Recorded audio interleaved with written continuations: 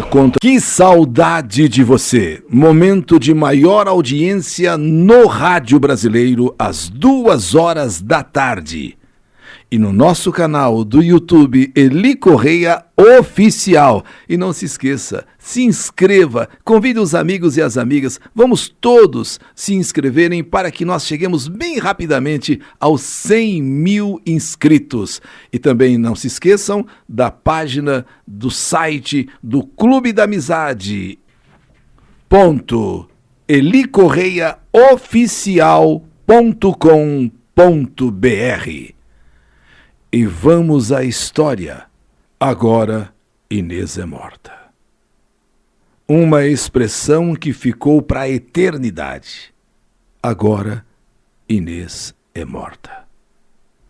Pedro e Inês de Castro e a mais bela história de amor. Em Portugal, havia Pedro I, que não era aquele que proclamou a independência do Brasil. Era um antepassado do nosso Dom Pedro, que foi príncipe e rei de Portugal. O infante Pedro morava em Coimbra. Das janelas do Castelo Real, ele avistava o mosteiro de Santa Clara, do outro lado do rio Mondego. Lá estava enterrada a sua avó Isabel de Aragão, venerada pelos portugueses como uma verdadeira santa. Pedro era filho do rei Afonso IV, que fez com que o filho e futuro rei se casasse com Constança Manuel, filha de nobres. Mas Pedro não gostava de Constança e se casou a contragosto. Na verdade, Pedro acabou se apaixonando perdidamente por Inês de Castro, que era a dama de companhia de Constança. Inês de Castro era uma mulher de uma beleza extraordinária, além de ser muito culta e educada. Assediada pelo príncipe, Inês de Castro também se apaixonou perdidamente por ele. Esse relacionamento logo chegou ao conhecimento de toda a corte, e o rei Afonso IV ficou desesperado. O rei ordenou que Inês de Castro se afastasse do seu filho e determinou que ela ficasse exilada no castelo em Albuquerque.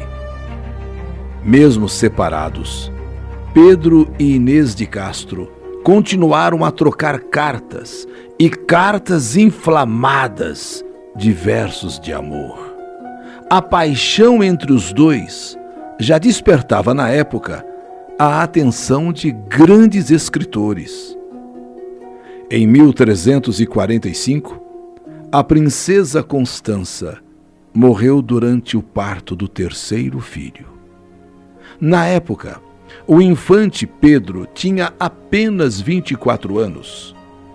Passados alguns dias do falecimento da esposa, ele trouxe Inês de Castro de volta para Coimbra.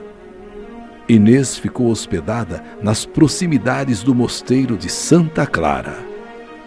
Em 1347, Inês de Castro deu à luz o primeiro dos 4 filhos que teve com o príncipe infante, Dom Pedro. Enquanto a corte toda e o povo comentavam e condenavam aquela união, Pedro e Inês de Castro permaneciam indiferentes e continuavam vivendo um amor extraordinariamente lindo, uma paixão fascinante. Pedro se encontrava com Inês pertinho do seu palácio, num local onde já havia uma bela fonte, a Fonte dos Amores. Ao lado da fonte havia um abrigo com uma parede aberta em 2 arcos. Ali aconteciam as cenas de amor daquele romance intenso e tórrido, bem como as trocas de confidências. A fonte está lá até hoje e jorra água na Quinta das Lágrimas, onde funciona um hotel para os turistas que vão conhecer de perto o palco que marcou uma das páginas mais emocionantes, bonitas da história de um amor que o passar dos séculos não foi capaz de pôr fim. Em meio ao falatório de tantas pessoas que se opunham ao relacionamento do futuro rei de Portugal com uma mulher que não pertencia à nobreza, 3 conselheiros do rei Afonso IV entraram em cena para propor ao monarca uma saída para aquela situação. Era uma saída terrível. Pedro Coelho, Álvaro Gonçalves e Diogo Lopes Pacheco sugeriram simplesmente que Inês de Castro fosse assassinada. O rei perguntou quem iria cometer o crime e eles mesmos se prontificaram a executar a amada do príncipe. E o rei deu seu apoio à ideia. Uma ideia terrível e que entrou definitivamente para a história. No dia 7 de janeiro de 1355, esses 3 asseclas do monarca, sabendo que o infante Pedro estava caçando com amigos, foram até onde Inês de Castro morava e a mataram de maneira impiedosa e cruel, cortando sua garganta com uma faca.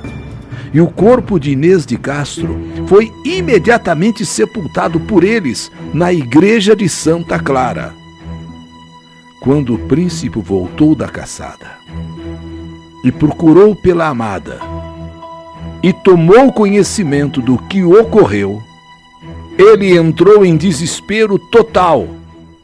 Os 3 assassinos já estavam longe.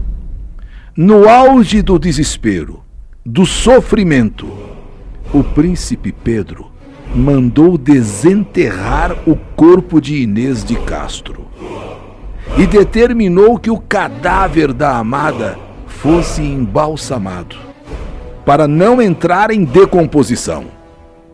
Em seguida, ele levantou um exército e declarou guerra contra o próprio pai.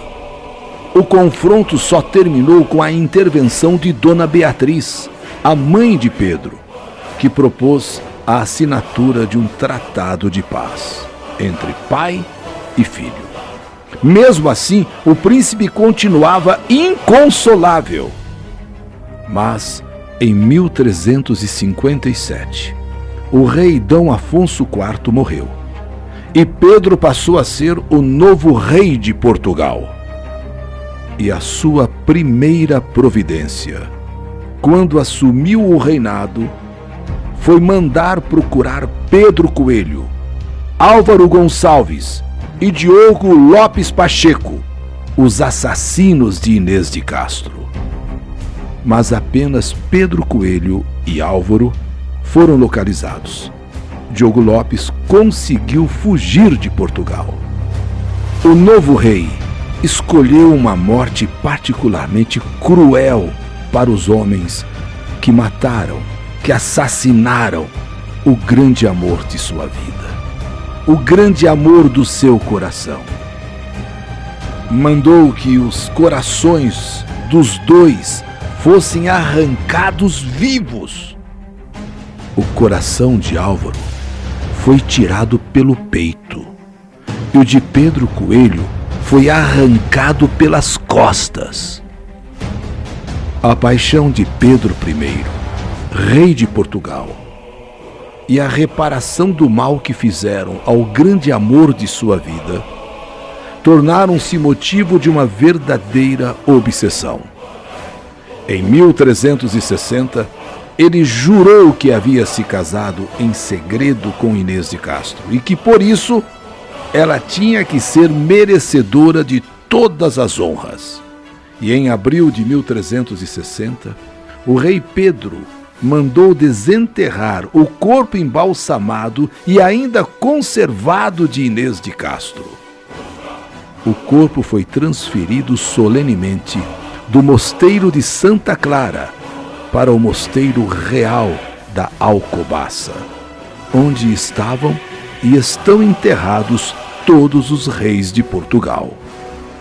Um documento da época, guardado até hoje nos arquivos da Torre do Tombo, está escrito o seguinte: D. Pedro mandou que fizessem para ela um mausoléu de pedra branca, inteira e sutilmente trabalhado, representando sobre a tampa a cabeça coroada de Inês de Castro, como se ela houvesse sido rainha. O corpo viajou em cortejo, desses em que há grandes cavalos montados por grandes cavalheiros, damas e donzelas, e todo o clero. Ao longo do caminho, havia mais de 1000 homens com velas nas mãos, dispostos de maneira que o corpo seguisse durante todo o caminho com as velas acesas. Isso é o que diz o documento da Torre do Tombo, onde estão arquivados todos os documentos da história de Portugal. D. Pedro também mandou colocar o corpo sem vida de Inês de Castro no trono. Ele colocou uma coroa em sua cabeça e obrigou todos os nobres presentes a beijar a mão do cadáver. Foi então que nasceu a expressão literária "agora Inês é morta", ou então "agora Inês está morta". Em 1942, o dramaturgo francês Henri de Montauban escreveu a célebre peça teatral A Rainha Morta. Ele apenas foi um entre tantos autores, escritores, poetas e dramaturgos que se inspiraram nesta incrível história de amor. Camões cantou Inês de Castro nos Lusíadas. Garcia de Rezende publicou suas trovas à morte de Inês de Castro. Antônio Ferreira escreveu a tragédia de Inês de Castro. O rei D. Pedro I mandou esculpir sua história em detalhes no próprio túmulo. E quando ele morreu, em janeiro de 1367, seu corpo foi enterrado bem próximo da amada de sua vida. Os corpos não foram colocados lado a lado, como seria mais natural, mas um de frente para o outro, para que no dia da ressurreição pudessem se levantar e cair, um nos braços do outro. Os suntuosos túmulos de pedra branca dos trágicos amantes podem ser visitados até hoje no mosteiro de Santa Maria de Alcobaça. Sobre o túmulo do rei Pedro está escrito que os dois permanecerão juntos até o fim do mundo. Romeu e Julieta é considerado o mais famoso conto de amor de todos os tempos. Mas foi uma ficção criada pelo gênio do autor inglês William Shakespeare.